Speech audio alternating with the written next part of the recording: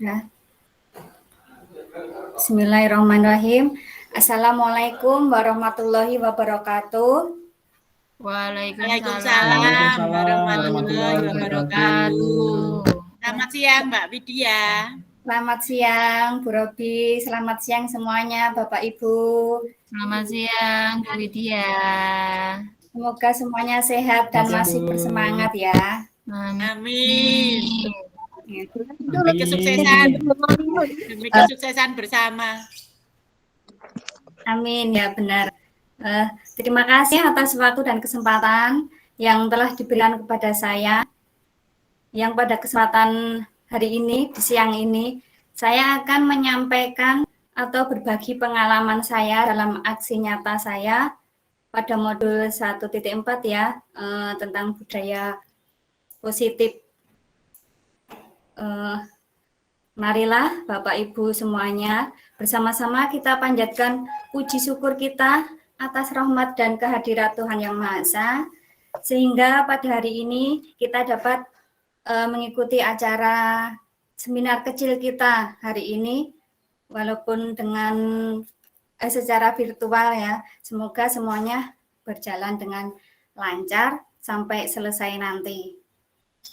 Sebelum saya mulai, marilah kita berdoa bersama dulu agar apa yang kita lakukan hari ini, apa yang saya sampaikan hari ini, semuanya berjalan lancar hingga selesai. Marilah berdoa menurut agama dan kepercayaan masing-masing. Berdoa dipersilahkan.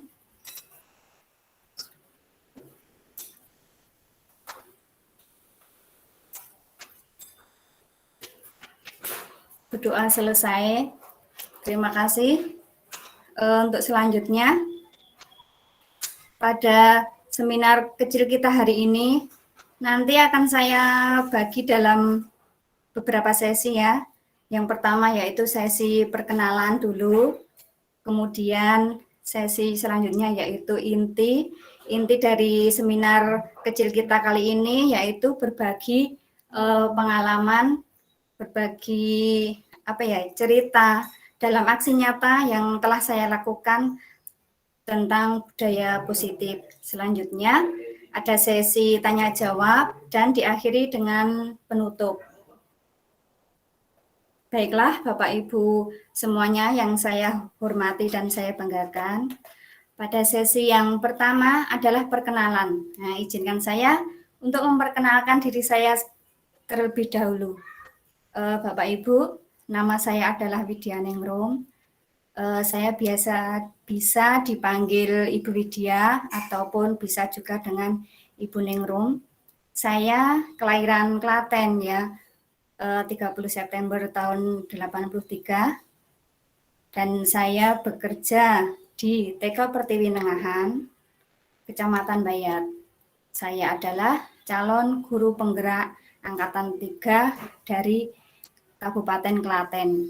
Dan domisili saya beralamat di Desa Jarum, Kecamatan Bayat. Di daerah saya merupakan desa wisata, yaitu wisata batik ya. Di daerah saya banyak pengrajin batik. Jadi Bapak Ibu jika mau berkunjung ke Bayat, silahkan mampir ke daerah saya. Akan saya hantarkan ke daerah pengrajin atau pembuat batik, mulai dari yang paling murah hingga sampai batik yang mahal, yaitu batik warna alam itu. Demikian sedikit perkenalan dari saya. Saya lanjutkan ya untuk sesi selanjutnya, yaitu inti dari seminar kecil kita hari ini, pada siang hari ini, yaitu saya akan berbagi pengalaman saya dalam aksi nyata saya tentang budaya positif yang telah saya lakukan di kelas saya, terutama ya di lembaga saya. Lanjut Pak.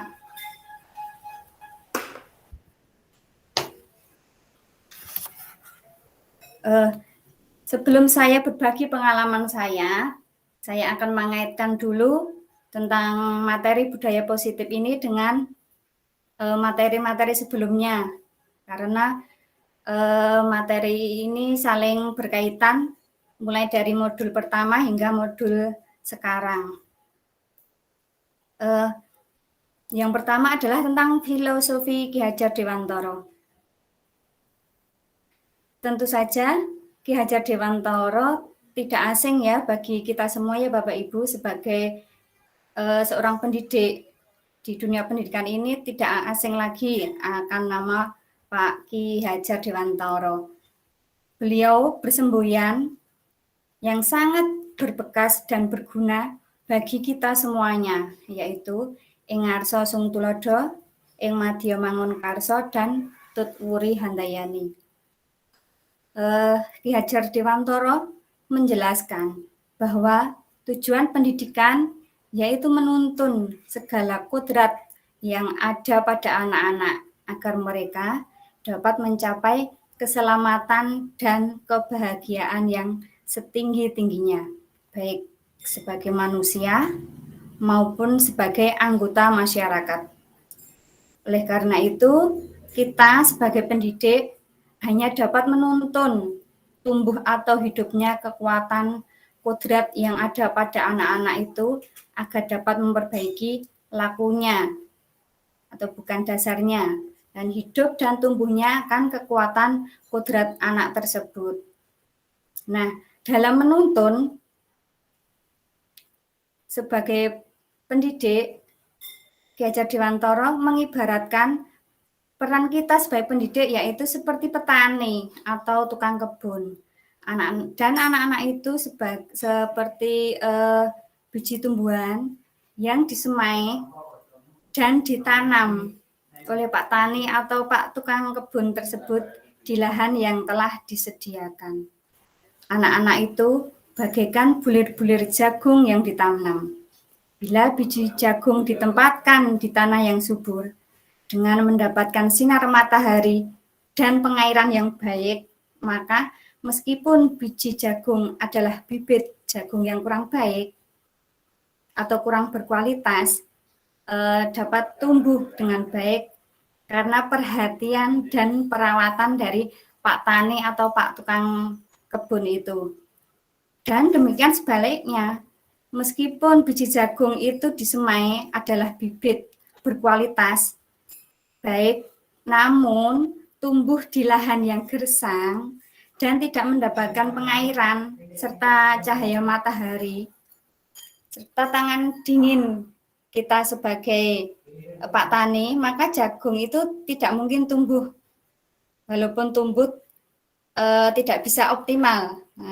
Nah, begitulah Bapak Ibu tentang tugas seorang pendidik yang menurut Ki Hajar Dewantara adalah sebagai penentu dalam kualitas anak. Jadi kualitas anak itu tergantung dari bagaimana campur tangan kita sebagai pendidik. Nah, kemudian Ki Hajar Dewantara juga mengatakan bahwa pembelajaran haruslah berpusat pada anak atau pada murid. Dalam hal ini, murid merupakan subjek dari pembelajaran itu sendiri, yang artinya bahwa dalam proses menuntun, anak diberi kebebasan, namun pendidik tetap sebagai pamong.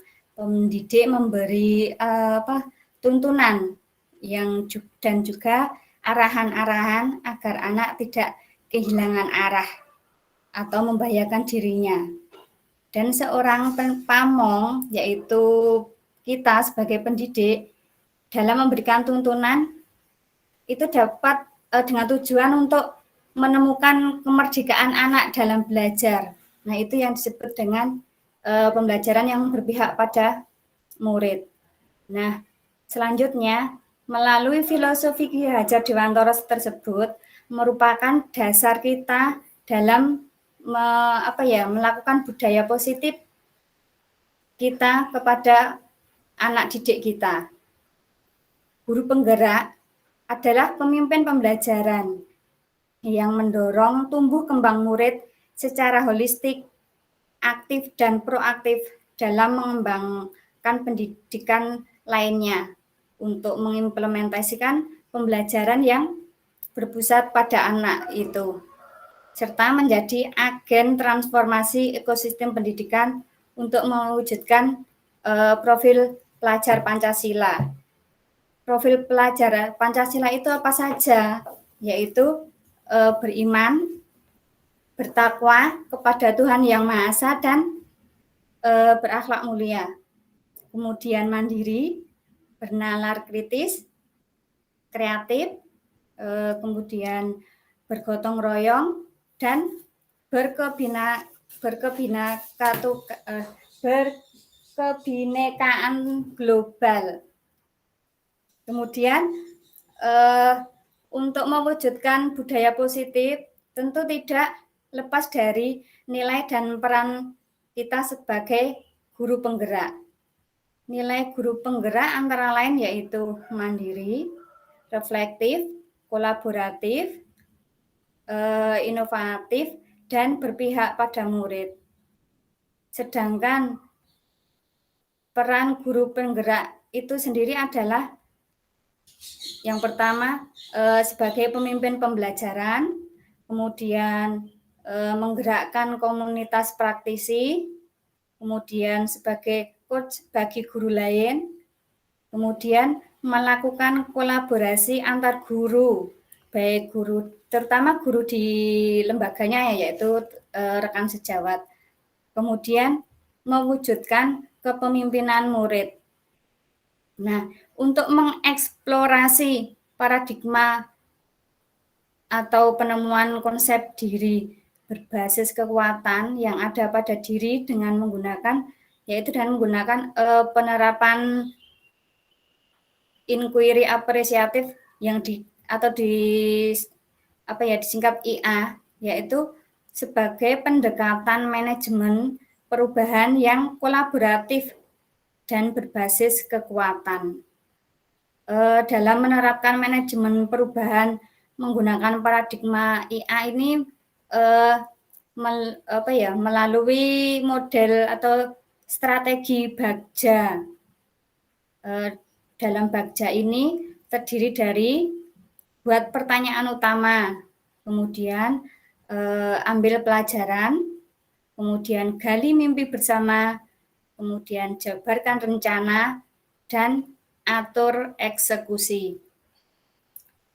Tentu saja semua itu dilakukan dengan melibatkan semua pemangku kepentingan, karena dengan semua terlibat, maka implementasi inquiry apresiatif akan lebih efektif, dan inquiry apresiatif tersebut akan memberdayakan potensi yang ada dengan metode Bagja tadi, karena dengan Bagja analisis potensi dan visi tentu akan lebih terarah. Nah, dalam penerapan budaya positif itu guru penggerak sebagai agen perubahan. Selain itu juga saat melakukan kolaborasi dengan semua komponen di sekolah dalam menerapkan budaya positif itu sangat diperlukan untuk keberhasilannya, sehingga sangat diperlukan dalam kerjasama yang baik. Nah, selanjutnya dalam penerapan budaya positif itu yang perlu diperhatikan dan dilakukan adalah yang pertama dengan membuat kesepakatan kelas. Nah, kesepakatan kelas itu dibuat dengan berdiskusi bersama antara guru dan murid, yaitu guru mengajak anak menyampaikan ide dan gagasannya agar kesepakatan kelas itu terwujud. Kesepakatan kelas dibentuk akan menjadi keyakinan kelas yang akan diwujudkan secara bersama-sama. Kemudian yang kedua, dengan memahami apa itu hukuman dan konsekuensi. Hukuman tentu saja akan memberatkan salah satu pihak, terutama pihak yang salah ya, dan sedangkan konsekuensi itu merupakan jalan tengah bagi suatu penyelesaian penyelesaian masalah, sehingga konsekuensi itu tidak akan memberatkan satu sama lain karena merupakan jalan tengahnya. Nah, selanjutnya untuk menerapkan budaya positif haruslah sesuai dengan pemenuhan kebutuhan manusia, karena semua yang kita lakukan adalah usaha yang terbaik untuk mendapatkan apa yang kita inginkan. Nah, kebutuhan dasar manusia itu apa saja? Yang pertama yaitu kebutuhan untuk bertahan hidup. Kemudian kebutuhan akan cinta dan kasih sayang. Selanjutnya adalah kebutuhan akan kebebasan. Lalu ada kebutuhan akan kesenangan dan kebutuhan akan kekuasaan. Nah, selanjutnya dalam pemenuhan kebutuhan dasar manusia tersebut, sebagai guru kita memiliki 5 posisi kontrol, yaitu diantaranya yang pertama sebagai penghukum. Nah, ini yang yang sangat memberatkan ya, dan tentu saja ini sebaiknya dihindari. Jangan sampai kita menjadi seorang penghukum bagi anak didik kita, karena tentu akan membuat anak itu menjadi takut kepada kita, bahkan mungkin akan menjadi takut untuk berangkat ke sekolah. Selanjutnya, posisi kontrol selanjutnya yaitu sebagai pembuat orang yang merasa bersalah. Nah, itu juga tentu akan membuat anak itu menjadi minder, takut kalau membuat salah, mau berbuat apa, mau bertindak bagaimana, itu kan jadi takut salah, makanya menjadi minder. Nah, selanjutnya, posisi kontrol selanjutnya adalah sebagai teman. Nah, ini kita sebagai guru tentu harus bisa menganggap anak didik kita itu sebagai teman kita, sehingga anak itu tidak merasa takut kepada kita. Jadi kita bisa menjadi lebih dekat kepada mereka, dan mereka bisa dengan leluasa untuk mengungkapkan apa yang mereka inginkan.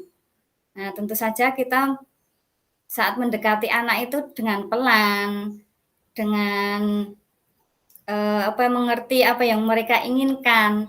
Nah, itulah peran kita sebagai teman. Kemudian sebagai pemantau, sebagai guru adalah tugasnya memonitor sikap atau perbuatan yang dilakukan anak. Apakah yang dilakukan anak itu sudah sesuai ataukah menyimpang dari koridor di sekolah ya, pendidikan di sekolah. Kemudian yang terakhir, posisi yang terakhir adalah sebagai manajer. Nah, yang mana posisi sebagai manajer ini adalah posisi yang paling tinggi yang bisa kita terapkan, yang harus kita kita miliki. Karena sebagai manajer, maka seorang guru saat di mana murid itu melakukan kesalahan atau berbuat salah, itu guru mengajak anak untuk mempertanggungjawabkan kesalahannya, memperbaiki kesalahannya. Nah, dengan demikian anak itu akan merasa diarahkan oleh gurunya untuk mencari solusinya, solusi dalam permasalahannya yang dari kesalahan yang mungkin sudah diperbuatnya itu. Kemudian dari posisi kontrol itu untuk menanamkan budaya positif adalah dengan melakukan restitusi. Nah, restitusi adalah proses menciptakan kondisi bagi murid untuk memperbaiki kesalahan mereka, sehingga mereka bisa kembali pada kelompok mereka dengan karakter yang lebih kuat. Nah, bagaimana cara untuk melakukan restitusi? yaitu dengan menggunakan atau menerapkan segitiga restitusi, antara lain yaitu yang pertama menstabilkan identitas, kemudian melakukan validasi tindakan yang salah, dan yang terakhir adalah dengan menanyakan keyakinan. Nah, keyakinan yang ada, kemudian mengaitkannya dengan perbuatan yang telah anak lakukan itu sesuai atau tidak. Nah, itu tentang antar materi budaya positif dengan materi-materi sebelumnya. Kemudian selanjutnya, next Pak. Nah, selanjutnya saya akan menyampaikan tentang rancangan tindakan aksi nyata. Tentu saja tindakan itu diawali dengan latar belakang ya. Apa sih latar belakang saya melakukan tindakan ini? Yang pertama adalah bahwa penerapan disiplin itu masih berdasarkan motivasi intrinsik, yaitu dengan pemberian penghargaan atau reward. Kemudian yang kedua adalah bahwa setelah keadaan di masa pandemi ini, kebiasaan-kebiasaan atau kedisiplinan yang dulu sebelum pandemi itu sudah terwujud. Karena pandemi, anak-anak tidak ke sekolah, jadi mereka sudah terbiasa di rumah dengan ini, jadi kedisiplinan yang sudah terbentuk itu lama-lama mulai pudar, bahkan bisa menjadi hilang. Nah, selanjutnya tujuan saya melakukan tindakan aksi nyata ini adalah untuk menumbuhkan budaya positif baik di kelas maupun di sekolah melalui disiplin positif dengan kesepakatan kelas yang dibuat. Tentu saja dibuat bersama-sama ya. Kemudian apa sih tolak ukur yang saya lakukan? Nah, saya melakukan ini menggunakan tolak ukur yaitu bukti bahwa kegiatan ini telah berjalan dengan baik. Kemudian juga tolak ukur yang saya gunakan adalah dokumentasi. Dokumentasi ini berupa foto-foto dan juga video. Nah, itu merupakan tolak ukur yang saya gunakan. Selanjutnya adalah lini masa tindakan. Yang pertama, tentu saja berkonsultasi dengan kepala sekolah. Karena kita bekerja tentu mempunyai atasan. Nah, atasan kita di lembaga di sekolah itu adalah kepala sekolah. Jadi semua kegiatan yang akan kita lakukan, yang kita rencanakan itu dikonsultasikan dulu kepada kepala sekolah. Hal itu untuk untuk memberitahukan sekaligus untuk mencari dukungan dari beliau. Selanjutnya, sosialisasi dengan teman sejawat. Tentu saja di dalam satu lembaga itu apapun yang akan kita lakukan itu perlu disosialisasikan atau disampaikan kepada rekan-rekan yang lainnya agar mereka juga tahu apa sih yang akan kita lakukan, sehingga dengan mengetahui apa yang akan kita lakukan itu mereka bisa memberikan masukan-masukan ataupun umpan balik agar mungkin rencana saya ini begini-begini. Nah, dengan masukan mereka kan untuk perbaikan, mungkin ada masih kurang gimana gitu, bisa untuk diperbaiki bersama. Kemudian menyusun kesepakatan kelas. Dalam menyusun kesepakatan kelas itu dilakukan antara guru dan murid bersama-sama dengan tidak membebani anak, sehingga kesepakatan itu dapat diterapkan. Kemudian selanjutnya adalah merefleksikan tindakan dalam menumbuhkan budaya positif. Setelah kegiatan dilakukan, itu tentu kita perlu merefleksikannya agar mengetahui tindakan itu atau perbuatan itu ada hasilnya atau tidak, berhasil atau tidak. Nah, itu. Terus selanjutnya adalah mendokumentasikan tindakan. Nah, agar tindakan itu terlihat, tentu kita memerlukan dokumentasi sebagai bukti. Nah, itu liminasa tindakan yang saya lakukan. Kemudian dukungan yang dibutuhkan. Yang pertama tentu saja adalah kepala sekolah. Karena kepala sekolah merupakan pemimpin di dalam suatu lembaga sekolah.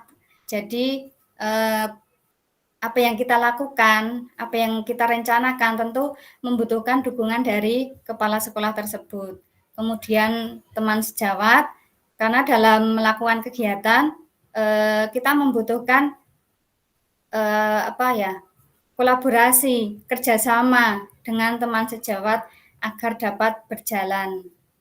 Kemudian siswa itu sendiri, karena subjek dari apa yang tindakan yang akan dilakukan itu adalah tujuannya terutama untuk siswa itu sendiri. Jadi dukungan itu juga diperlukan dari siswa itu sendiri agar dapat berjalan dengan baik dan berhasil. Kemudian dari orang tua siswa, karena untuk anak-anak di PTM yang masih terbatas ini tentu karena masuk sekolahnya itu belum full, jadi dukungan orang tua itu diperlukan untuk memantau anak itu dalam budaya positif itu tidak hanya di sekolah. Jadi biar orang tua juga memantau bahwa kegiatan atau tindakan itu juga bisa dilakukan di rumah untuk agar anak-anak itu konsisten dan bisa melakukannya dengan terus-menerus. Jadi berkelanjutan, tidak hanya di sekolahan tapi juga di rumah. Untuk itu membutuhkan dukungan dari orang tua siswa. Dan juga dukungan selanjutnya adalah sarana dan prasarana yang ada, baik di sekolahan maupun sarana prasarana dari orang tua anak di rumah. Itu rancangan tindakan aksi nyata saya. Selanjutnya adalah tentang kegiatan yang saya lakukan. Yang pertama adalah konsultasi dan sosialisasi. Nah, konsultasi dan sosialisasi ini dilakukan untuk mendapatkan dukungan dan juga umpan balik positif dalam merancang program yang saya lakukan.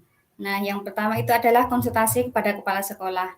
Itu adalah beliau kepala sekolah saya. Beliau bernama Warsiti. Beliau berdomisili di Gantiwarno. Jadi setiap hari PP ke Mbayat itu jauh banget. Kemudian sosialisasi kepada teman sejawat dan setiap kegiatan kita itu perlu disampaikan dulu kepada teman sejawat untuk untuk mendapatkan dukungan dan juga masukan. Rencana kita itu seperti ini. Nah, mungkin dengan menyampaikan kepada teman sejawat, mungkin mereka mempunyai masukan diri begini. Nah, itu sebagai masukan kepada kita agar apa yang akan kita lakukan itu bisa dibenahi dulu biar lebih baik dalam merancangnya itu. Di lembaga saya kami bertiga, untuk guru kelas itu kami bertiga dan ditambah kepala sekolah jadi berempat. Itu untuk konsultasi dan sosialisasi yang saya lakukan. Selanjutnya, lanjut Pak.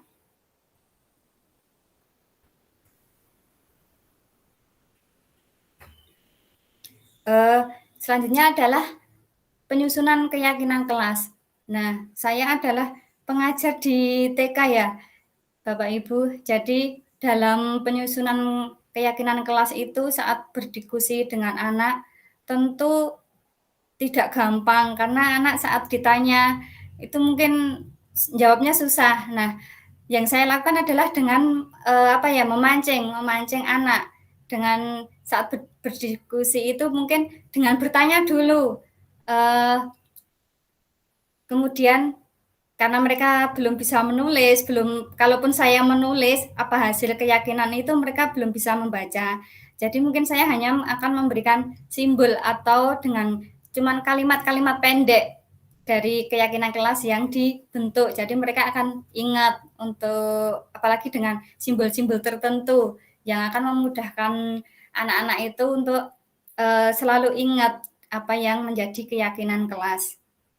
Nah, itu dalam penyusunan keyakinan kelas bersama anak dengan diskusi bersama. Selanjutnya, Pak.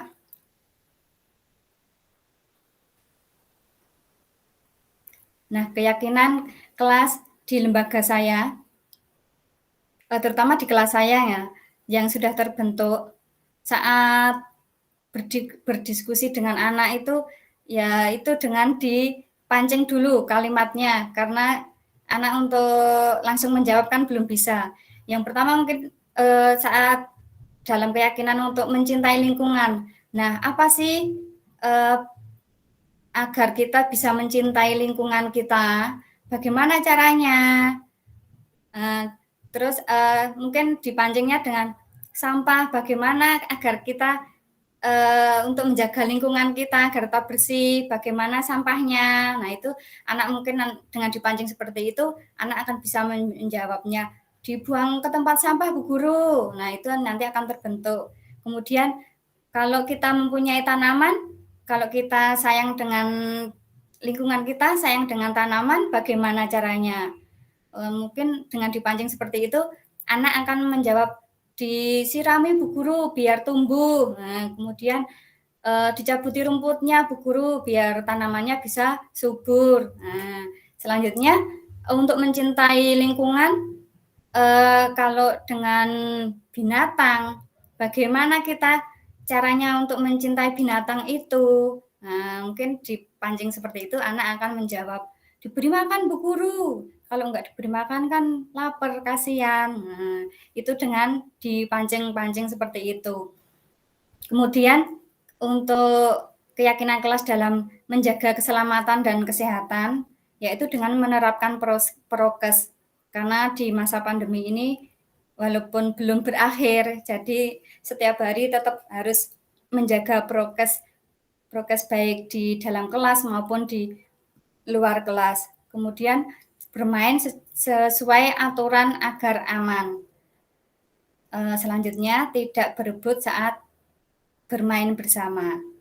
Nah, keyakinan selanjutnya adalah saling menghormati dan menyayangi. Yang pertama adalah budaya antri, bisa dengan antri saat cuci tangan, antri mau masuk kelas agar mereka tidak berebut. Jadi dibudayakan dengan antri untuk selain dengan tujuan saling menghormati satu sama lain, mereka juga dilatih dengan agar sabar menunggu giliran saat antri tersebut. Kemudian kerjasama saat bermain itu diperlukan kerjasama antar anak, itu dilatih bekerja bersama-sama agar mereka mengetahui artinya kalau bekerja bersama itu bagaimana, kalau bekerja sendiri itu bagaimana. Nah, dengan mengajarkan kebersamaan dalam kerjasama, anak-anak itu akan menjadi tahu artinya dalam bersama-sama. Jadi mereka bisa membedakan saat bekerja sendiri dan bersama. Kemudian toleransi. Toleransi itu untuk sebagai bukti bahwa anak satu yang lainnya itu saling menyayangi. Mungkin dengan cara saat mau pinjem barang milik temannya itu dengan meminta izin. Nah, itu adalah sebagai bentuk toleransi. Kemudian menolong temannya saat temannya jatuh atau bagaimana, mungkin anak itu kemudian membantunya. Jadi itu adalah suatu bentuk toleransi. Kemudian saling memaafkan.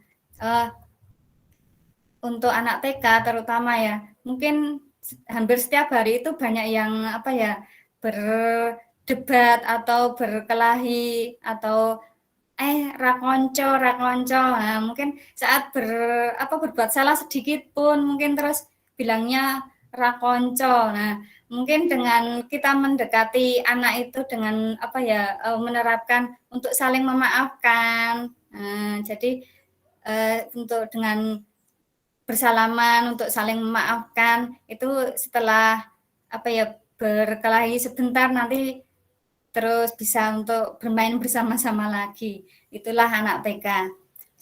Sebentar-sebentar bermusuhan, sebentar-sebentar sudah baikan lagi. Nah, selanjutnya keyakinan kelas selanjutnya adalah disiplin waktu. Sebentar Pak, disiplin waktunya belum kelewat ya. Agar anak itu datang sekolah tepat waktu.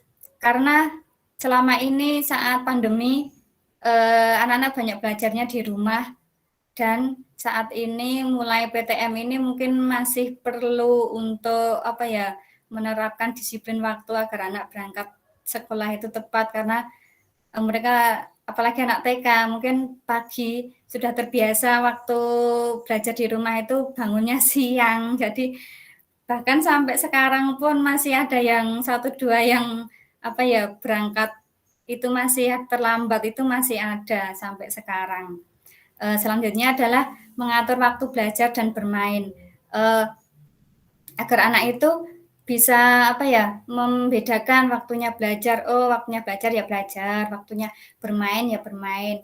Meskipun anak TK itu bermainnya ya belajar dan belajarnya itu ya bermain. Tetapi ketika pembelajaran di kelas terutama mungkin waktunya belajar ya anak diterapkan atau diingatkan bahwa inilah waktunya belajar. Sedangkan kalau masih ada anak yang tetap ingin bermain, lah nanti malah mengganggu temannya yang sedang belajar. Jadi ya harus bisa mengatur waktu belajar itu kapan, bermain itu kapan. Itulah keyakinan kelas di lembaga saya di TK Pertiwi Nengahan yang telah dibuat. Selanjutnya adalah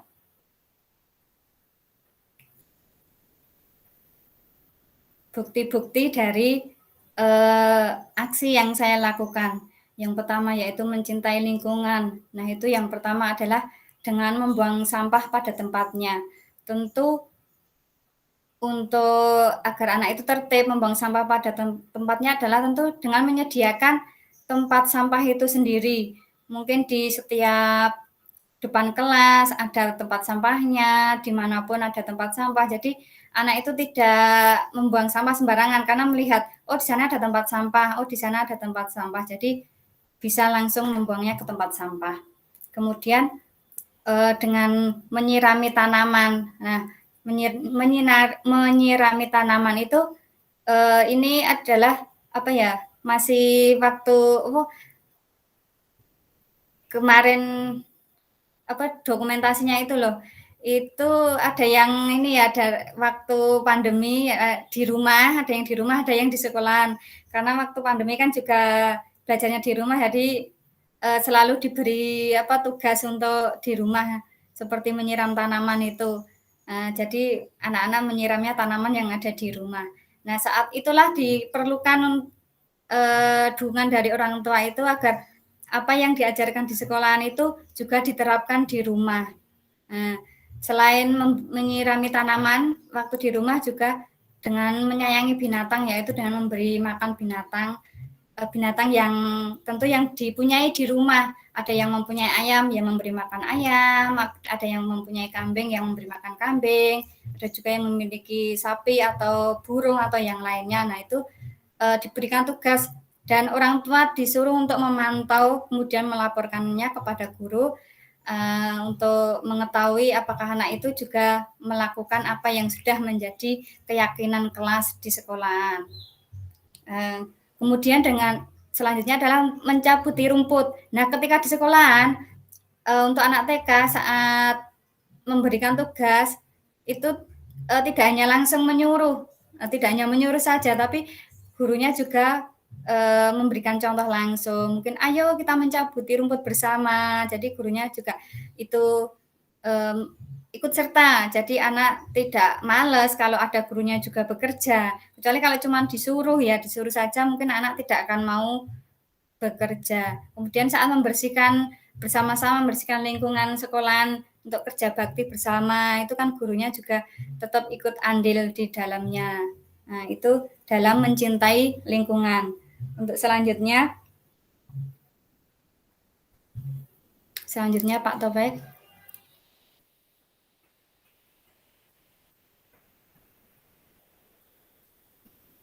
Halo Pak Taufik. Slide selanjutnya Pak Taufik. Sudah saya slide selanjutnya, Bu. Oh, di saya masih mencintai lingkungan ya? Oh ya. Baik, saya lanjutkan.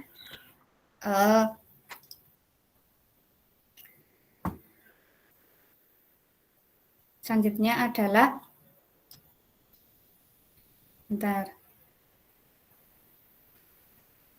menjaga keselamatan dan kesehatan. Tentu di masa pandemi ini kita harus tetap menjaga prokes kita, yaitu untuk menjaga keselamatan dan kesehatan semua anak. Yang pertama, saat datang, anak setelah dicek suhu itu mencuci tangan. Nah, itu dibudayakan dengan antri. Jadi tidak hanya mengajarkan untuk sekedar cuci tangan, tapi dibudayakan juga untuk antri agar mereka bisa lebih bersabar. Nah, dalam menjaga prokes itu tidak hanya mencuci tangan, tapi juga menggunakan masker, tetap terus menggunakan masker baik di dalam kelas maupun saat bermain di luar. Nah, kemudian dengan sabar bergantian saat bermain. Nah, untuk anak TK mungkin lebih sering dengan rebutan. Kalau bermain itu rebutan sehingga nanti ada yang bertengkar karena rebutan. Nah, di dalam kesepakatan yang dibuat adalah dengan sabar agar tidak rebutan. Kemudian bermain sesuai aturan. Nah, itu seperti saat main ayunan ya. Mungkin anak yang yang ngeyel, mungkin dia mainnya berdiri. Nah, kalau berdiri nanti jentusan sama temennya kan jadi membahayakan keselamatan anak itu sendiri. Jadi di permainan yang harusnya duduk ya agar anak itu bermainnya dengan duduk. Nah, itu kesepakatan dalam menjaga keselamatan dan kesehatan. Selanjutnya adalah disiplin waktu.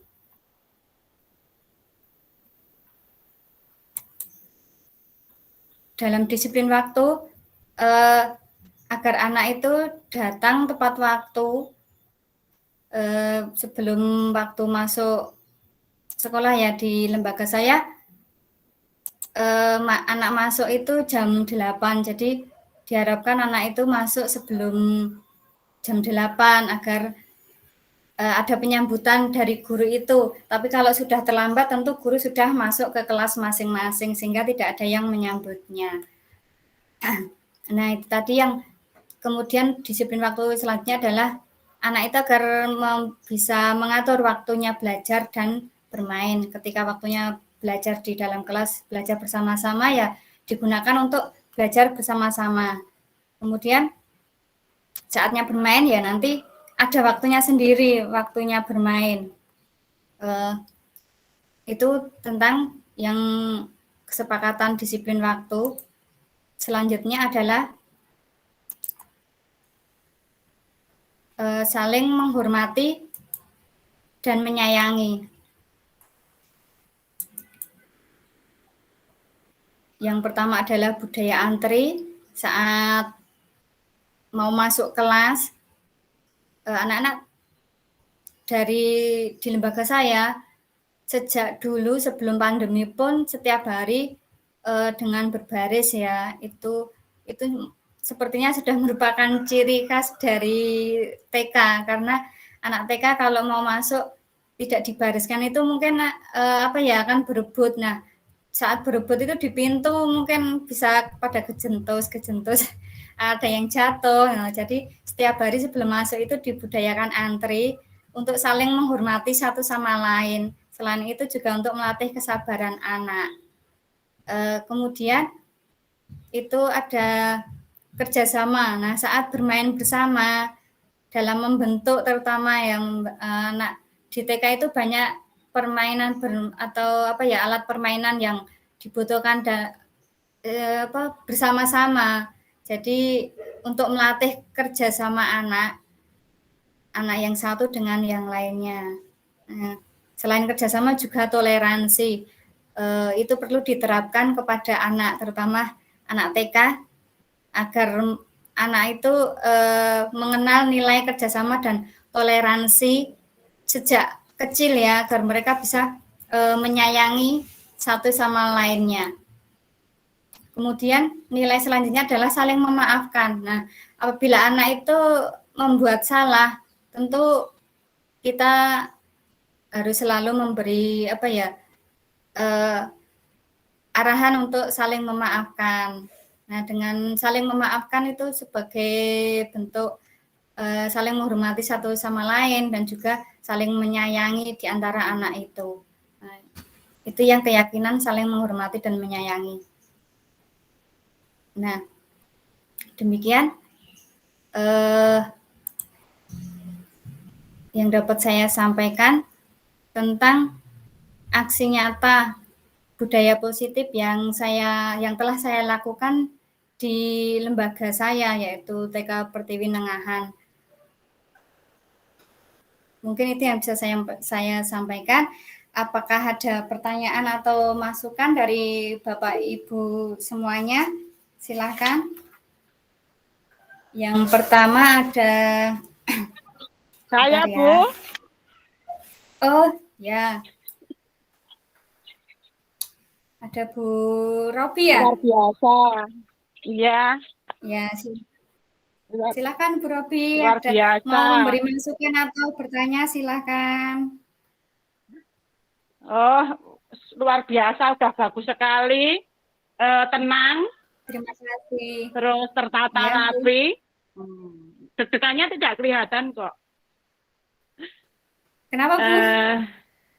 Deg-degannya tidak kelihatan, sudah bagus sekali dengan menguasai panggung.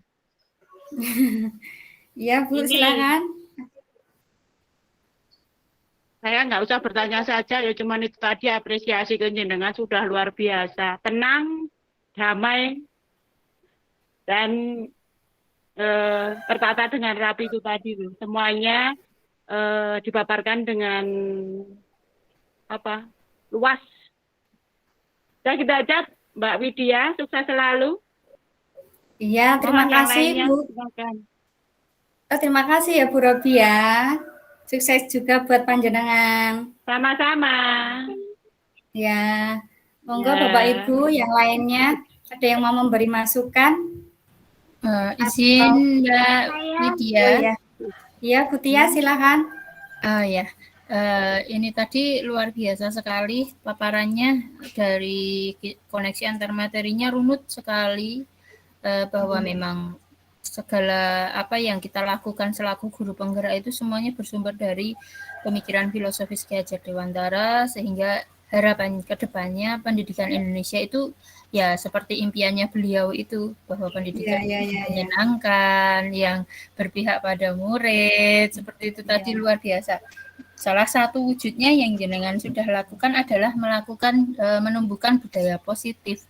Ya. Nah, tapi kan jenengan melakukan itu untuk kemarin ini kan berhasil, saya bisa kategorikan dalam kategori yang berhasil gitu. Ada pembiasaan sederhana yang tapi itu dekat dengan lingkungan anak-anak, sehingga bisa membentuk karakter mereka untuk bisa saling menghargai, seperti tadi saling menjaga, seperti itu. Nah, untuk keberlanjutan program ini kan, kalau program tidak mungkin hanya berhenti sampai di sini, tapi apa yang ingin Bu Widya lakukan agar program ini bisa terus berjalan, terus berkembang, dan akhirnya menjadi membudaya di lembaga panjenengan. Itu saja, Bu Widya. Terima kasih. Ya, jadi ini ya untuk kelanjutan programnya gitu ya Bu ya. Iya. Terima kasih Bu Tia atas pertanyaannya yang sangat bagus. Saya tampung dulu.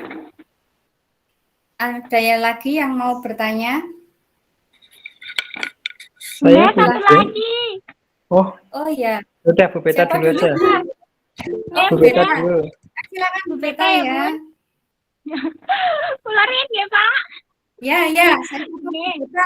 Silakan, Nih. ya Bu Beta silakan. Ini mungkin.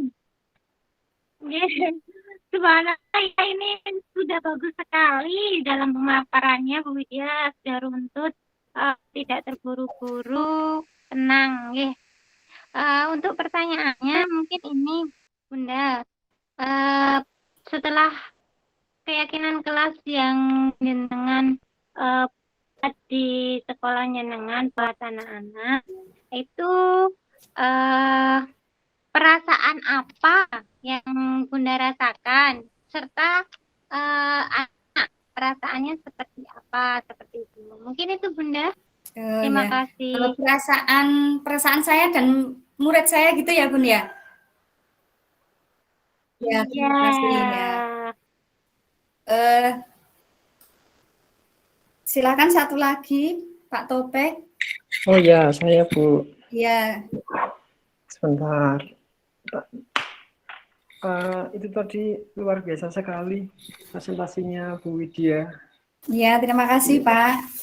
dan kegiatan aksi nyata yang dilakukannya juga sangat luar biasa, di mana peserta didik yang Bu Widya dampingi itu memang benar-benar arahnya ke profil pelajar Pancasila. Nah, selama melaksanakan kegiatan tersebut, hambatan-hambatan apa saja yang Bu Widya temui? Kemudian, bagaimana cara Ibu mengatasi hambatan-hambatan tersebut? Itu saja, Bu, yang saya tanyakan. Terima kasih.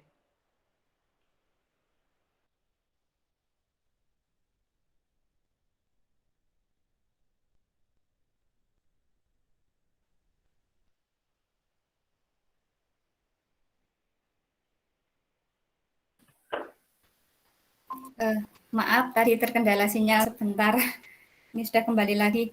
Terima kasih atas pertanyaannya, Bapak Ibu. Saya akan mencoba menjawabnya. Namun nanti jika kurang berkenan, mohon dimaafkan ya. Saya jawab dengan sebisa saya.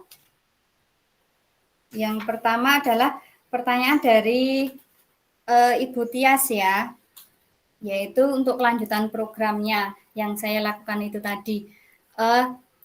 Satu program itu tentu dilakukan tidak hanya sekali berhasil sudah, itu tidak, tetapi bagaimana kita tetap menerapkan program itu untuk selanjutnya. Jadi saya akan mengevaluasi dulu program yang saya lakukan tadi itu yang sudah berhasil yang mana dan yang belum yang mana. Untuk yang sudah berhasil tentu saya akan mempertahankannya dan tetap menjalankannya dengan terus-menerus dan konsisten, terutama untuk anak TK ya, biar ini tapi untuk anak TK itu memang untuk kegiatan itu harus secara konsisten, tidak hanya sekali dua kali sudah, tetapi dilakukan dengan terus-menerus untuk melihat keberhasilannya itu.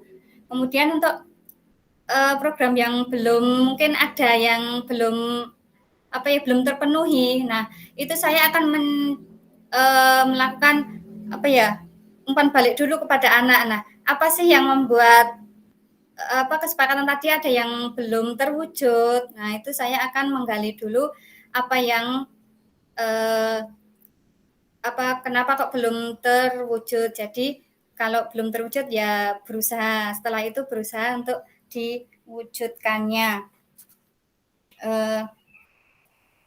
Nah, saya tentu melakukan evaluasi ya, itu untuk evaluasi baik dalam bentuk keberhasilan dan yang belum berhasil itu, tentu dalam mengevaluasi itu saya tidak sendiri, tentu saya mengajak teman sejawat saya itu untuk memberikan umpan balik juga, bagaimana dengan apa yang sudah saya lakukan itu sudah berhasil atau belum. Nah, itu mungkin dengan masukan dari teman sejawat itu yang akan membantu saya untuk melangkah ke depannya, untuk mungkin dalam tindakan yang sudah saya lakukan itu ada kekurangan dan kelemahannya. Mungkin dengan masukan teman-teman sejawat saya bisa memperbaikinya sehingga apa yang saya lakukan ke depannya itu akan lebih baik. Begitu. Begitu Bu Tias yang bisa saya sampaikan atas pertanyaan panjenengan. Bagaimana?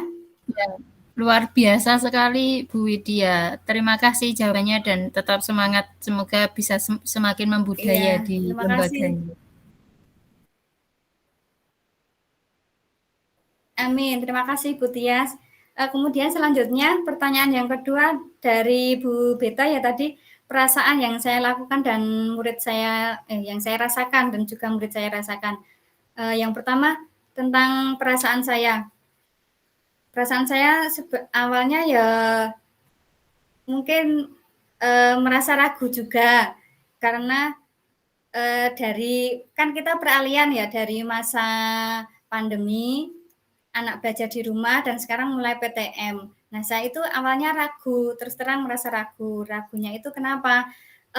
Saya ragu apakah saya bisa menerapkan apa yang menjadi rancangan dalam budaya positif yang telah saya rancang itu, apakah bisa saya terapkan karena PTM-nya kan baru berjalan mungkin apa ya kurang lebih 1 bulan ya, baru sebentar lah 1 bulan ini dan anak pun terbatas sehingga dalam menerapkannya itu masih apa ya tanda tanya apakah saya bisa atau apa ya belum, tapi dengan dukungan dari kepala sekolah dan juga masukan dan dukungan dari teman sejawat juga itu membuat saya saya harus bisa, saya harus bisa sedikit walaupun sedikit demi sedikit itu saya harus meyakini bahwa saya harus bisa. Itu perasaan yang saya rasakan nggih. Saya awalnya ragu-ragu. Mulai ke sini tapi semakin lama ya ragu-ragu itu mulai saya hilangkan sedikit demi sedikit.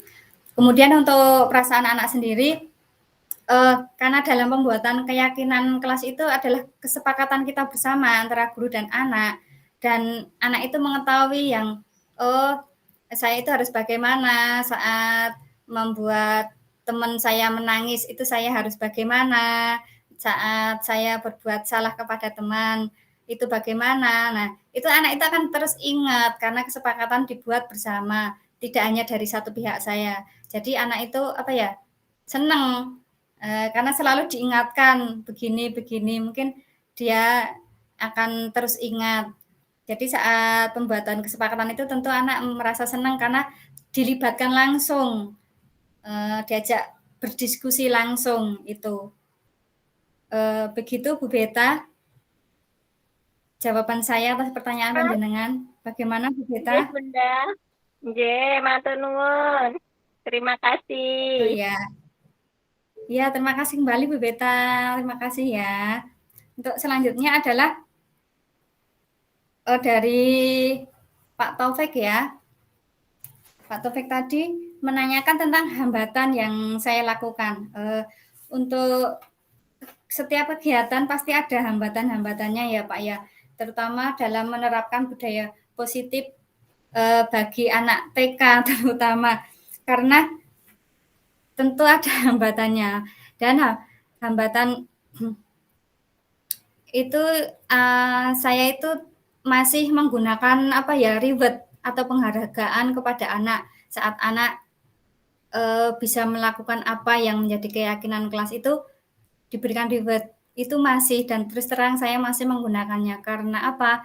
Karena bagi anak TK mungkin penghargaan itu tidak apa ya tidak buat mereka itu kurang puas kalau hanya sekedar kata-kata. Jadi mungkin saya itu masih memberikan reward atau penghargaan, mungkin dengan memberikan bintang atau mengecap di jari di tangannya itu, dengan memberikan reward seperti itu, anak itu lebih senang, lebih termotivasi, lebih semangat gitu. Ya itu saya itu masih merupakan hambatan bagi saya ya, yang belum bisa menghilangkan reward itu. Kemudian hambatan yang kedua adalah karena peralihan dari anak belajar dari rumah, kemudian sekarang PTM ya, dalam menerapkan budaya positif itu harus pelan-pelan. Karena anak di rumah itu mungkin terbiasa dimanjakan oleh orang tuanya, apa-apa dikerjakan oleh orang tuanya. Nah, saat sekarang mulai kegiatan PTM di sekolahan, nah itu tentu saya dalam mengkondisikan anak itu perlu waktu, jadi harus pelan-pelan. Nah, menurut saya itu merupakan hambatan saya, dan hambatan saya itu saya jadikan sebagai motivasi untuk saya sendiri, sebagai tantangan saya. Inilah tantangan saya bahwa saya harus bisa mengembalikan anak yang dulu sudah saya terapkan kedisiplinan di sekolahan, namun semakin hilang karena belajar di rumah dan sekarang kembali lagi ke sekolah. Nah, saya akan mengembalikan itu pelan-pelan. Nah, itu adalah tantangan bagi saya. Saya harus bisa mengembalikan kedisiplinan yang pernah ada gitu, yang sudah agak hilang yang kemarin. Nah, seperti itu Pak Topik. Itu penjelasan saya dari pertanyaan panjenengan. Maaf jika kurang. Iya Bu Widya, sudah bagus sekali. Hambatan-hambatannya sudah dapat teratasi dengan baik juga oleh Bu Widya. Semangat terus ya Bu. Oh iya, terima kasih Pak Topik. Untuk selanjutnya, Bapak Ibu, apakah masih ada yang mau bertanya? Silakan. Saya nggak bertanya pun, cuma menambahkan, silakan. Pengalaman yang dibagikan sudah sangat bagus, menambah menambah ilmu bagi saya untuk memperbaiki yang kedepannya lebih bagus lagi. Ini saya cuma mengusulkan dengan budaya yang sudah diterapkan Bu Widya di sekolah. Dapat ditular pada teman-teman dari sekolah yang lain agar budaya bisa juga walaupun di sekolah jenengan, tapi juga membawa dampak yang baik bagi sekolah-sekolah yang lain. Ya, baik, bagus sekali Bu, makasih banget atas masukannya. Ya, terima kasih Bu Eti atas masukannya. Kemudian apakah masih ada lagi Bapak Ibu? Apakah ada yang mau bertanya atau memberikan masukan kepada saya? Sudah ya Pak, Bu? Bapak Ibu semuanya? Sudah cukupkah? Sudah Bu Widya, terima kasih. Oh ya, terima kasih juga pada Bapak Ibu semuanya. Terima kasih atas partisipasi semuanya dalam memberikan masukan maupun pertanyaan kepada saya. Saya ucapkan terima kasih kepada semuanya. Maaf, hanya ini yang bisa saya sampaikan. Dan dengan segala kekurangan yang saya sampaikan tadi, saya mohon maaf sebesar-besarnya. Saya lanjutkan. Untuk selanjutnya adalah sesi penutup ya. Namun sebelum saya akhiri acara seminar kecil kita pada siang hari ini, marilah kita tutup dulu dengan berdoa bersama, karena tadi diawali dengan berdoa. Jadi marilah kita akhiri dengan berdoa juga. Marilah Bapak Ibu, kita berdoa bersama menurut agama dan kepercayaan masing-masing. Berdoa dipersilakan.